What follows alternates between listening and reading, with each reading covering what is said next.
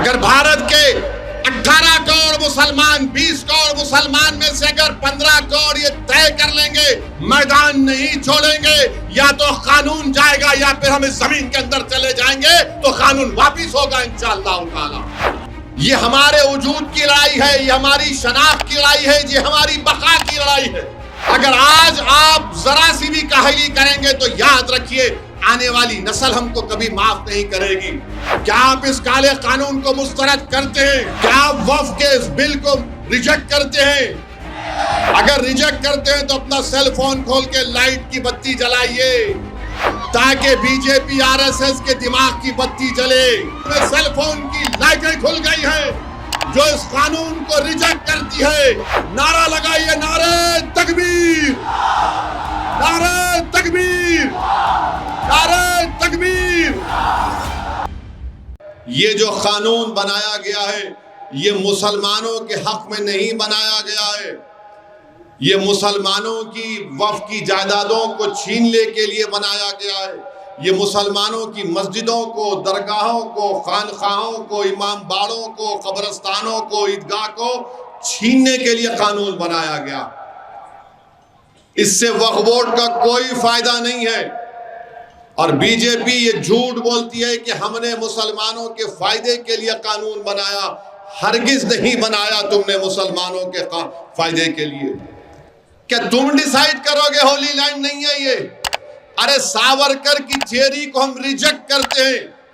ساورکر جو بھی لکھے وہ تعصب کی بنیاد پر لکھے تھے۔ آر ایس ایس جو کچھ کہتی ہے وہ تعصب کی بنیاد پر کہتی ہے۔ آر ایس ایس کی جو کتابیں ہیں، آر ایس ایس کے سر سنچالک کے جو بیانات ہیں وہ بھارت کے سنویدھان کے خلاف ہیں اور ہمیشہ رہیں گے۔ مسجدیں ہیں، تاریخ ہے ہماری، اور آپ کہتے ہیں کہ مادر وطن کے ہیں مگر ہولی لینڈ نہیں۔ تو میرے عزیز دوستوں اور بزرگوں، نہ ہم کو جھکنا ہے نہ ہم کو ڈرنا ہے، بلکہ پرامن طریقے سے ہم کو اپنے اس احتجاج کو جاری رکھنا ہے۔ جب تک قانون واپس نہیں لیا جائے گا بھارت کے 20 کروڑ مسلمان احتجاج کریں گے، پرامن احتجاج کریں گے۔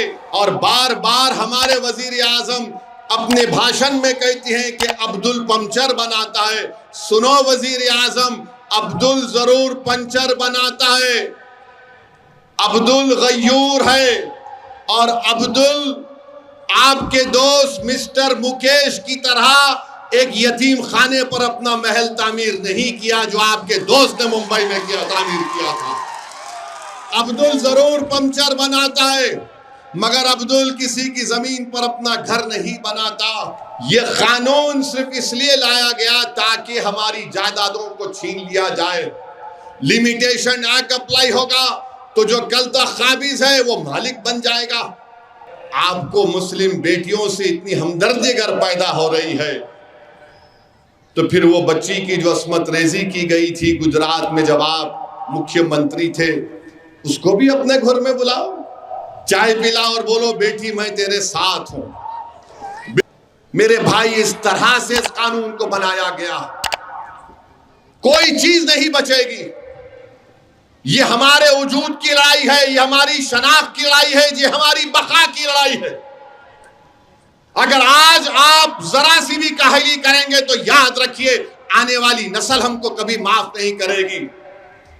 اگر بھارت کے 18 کروڑ مسلمان 20 کروڑ مسلمان میں سے اگر 15 کروڑ یہ طے کر لیں گے میدان نہیں چھوڑیں گے، یا تو قانون جائے گا یا پھر ہم اس زمین کے اندر چلے جائیں گے تو قانون واپس ہوگا انشاءاللہ تعالی۔ تو میرے عزیز دوستوں اور بزرگوں، میری عزتدار ماں اور بہنوں، ہم تمام کو اپنی اپنی ذمہ داریوں کو سمجھ کر اس کو نبھانا پڑے گا۔ قانون کے دائرے میں رہ کر ہم کو اپنی لڑائی کو جاری اور ساری رکھنا پڑے گا۔ ڈرنے اور گھبرانے کی ضرورت نہیں ہے۔ اور ہم چندرا بابو نائیڈو کو بھی کہہ رہے ہیں، تم نے بہت بڑا دھوکہ دیا۔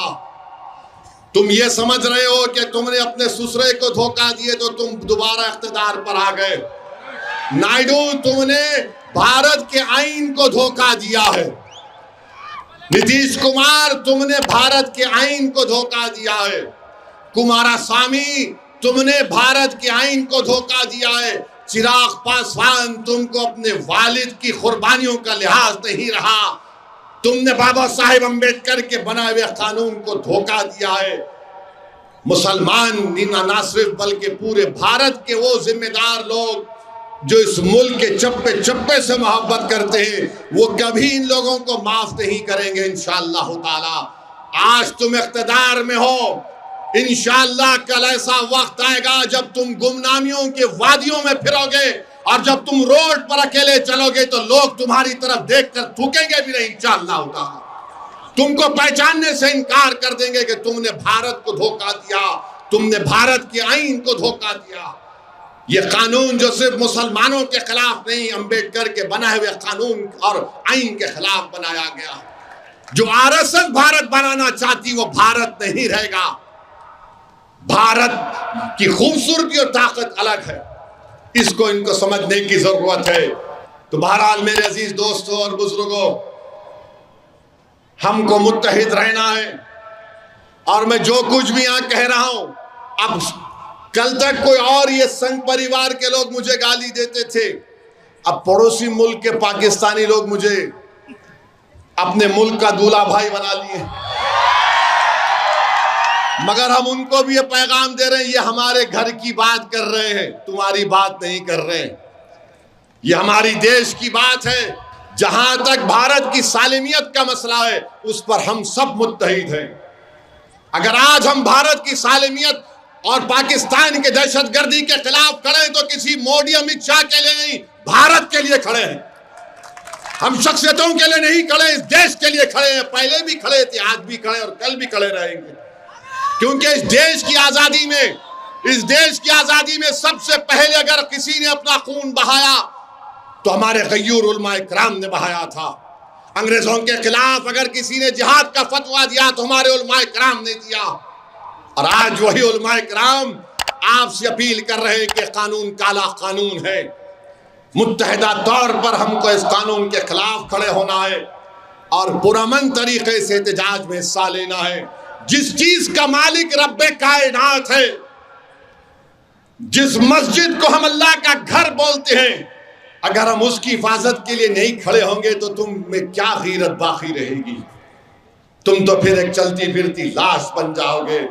जिंदगी का अगर सबूत देना है, मिली गीरत का अगर सबूत देना है, अगर इस आइन को, संविधान को बचाना है, भारत को मजबूत करना है, भारत को विकसित भारत बनाना है, तो यहां पर कोई ऐसा कानून, कोई हुकूमत नहीं बना सकती जो किसी के मजहब के खिलाफ जाता, जो किसी भारत के आइन के फंडामेंटल राइट्स के खिलाफ जाता।